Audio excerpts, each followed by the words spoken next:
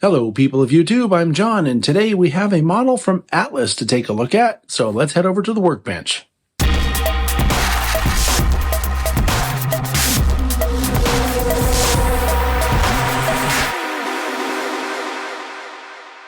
So here's what we're looking at today.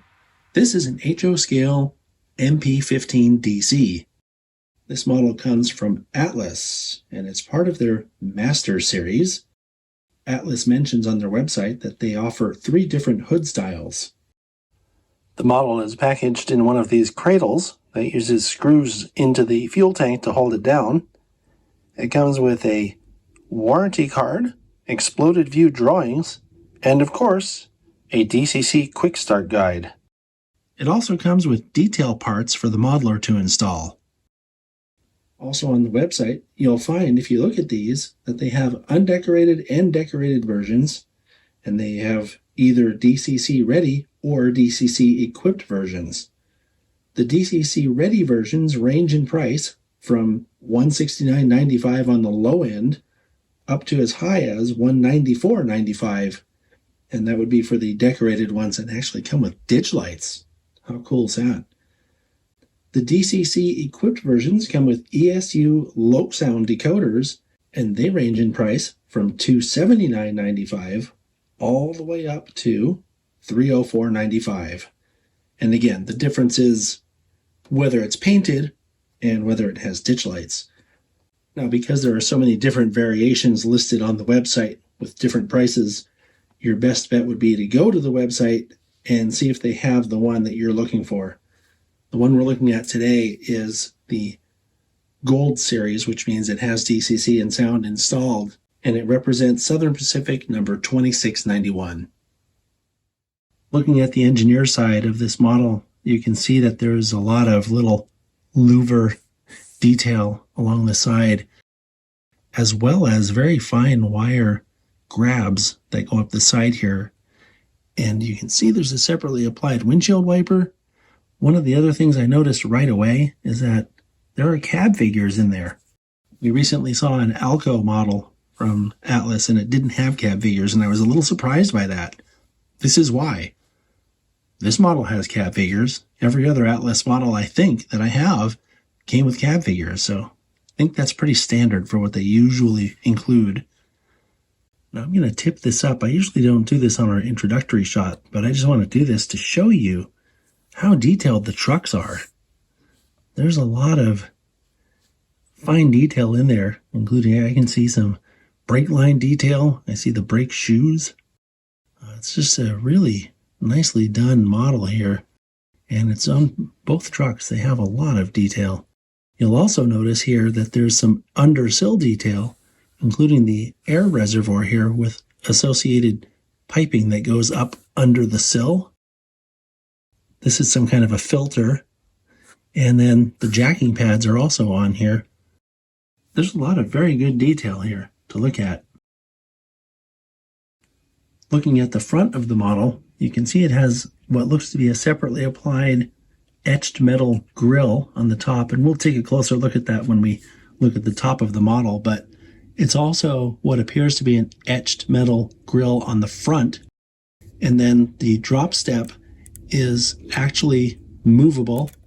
You can put it in the up position or the down position. I'll leave it up for now so you can see what else I'm going to point out. Here's the uncoupling lever. There's separately applied hose detail here, and then it comes with the Accumate knuckle coupler. Looking at the fireman side on the 3/4 view of the front here, you can see there's an air hose. I think this right here is an MU stand. There's a little hatch here, which looks like a sand filler hatch.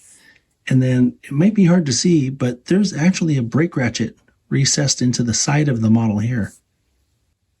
A brief look at the fireman side reveals similar molded door and latch, as well as louver detail over here. Looking at the rear of the locomotive, you can see it has a lot more separately applied rail detail, including the rails that go up into the cab here. And then the drop step back here is also movable, goes in the up or down position, still has the separately applied MU stand back here, as well as the cut, lever, and hose detail here. And something else that I didn't mention when we were looking at the other side is that all of the steps in the little step wells, including the steps here that go up into the cab, they're all see-through, and it gives the model a very realistic look. Looking from this angle, you can see that there's also air hose detail down here. And this model comes with a fully detailed interior, which makes sense because you can see into it with all those windows. Now a quick look at the top of the model. You can see it has one of these antennas, as well as a very good horn casting actually. And then this is a separately applied bell. And I mentioned before about this etched metal separately applied grill, as well as a couple of these grabs that wrap around to the top of the model there. As always, my favorite part is running the model. So let's get this thing started up and see how it runs.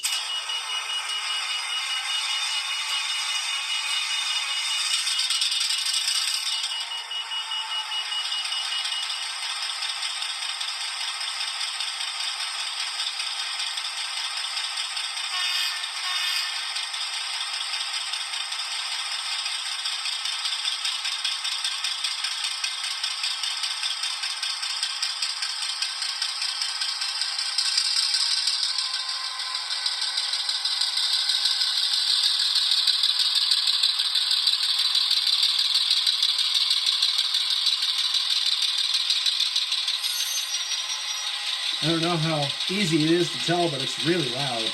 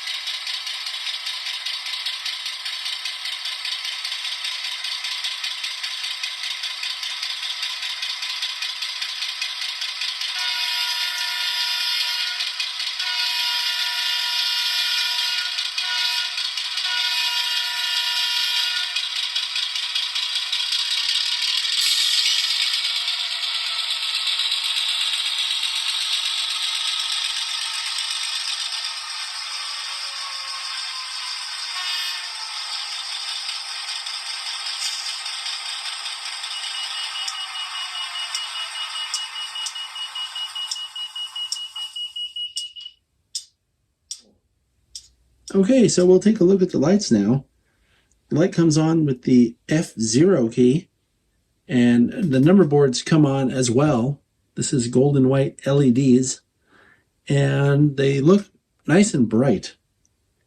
And when you put the engine in the other direction, then the rear headlight and number boards come on. I think Atlas has done an excellent job with this model. I've seen Southern Pacific scarlet and gray scheme MP15DCs in the past, and this looks spot on. So great job, Atlas. I'll see you next time.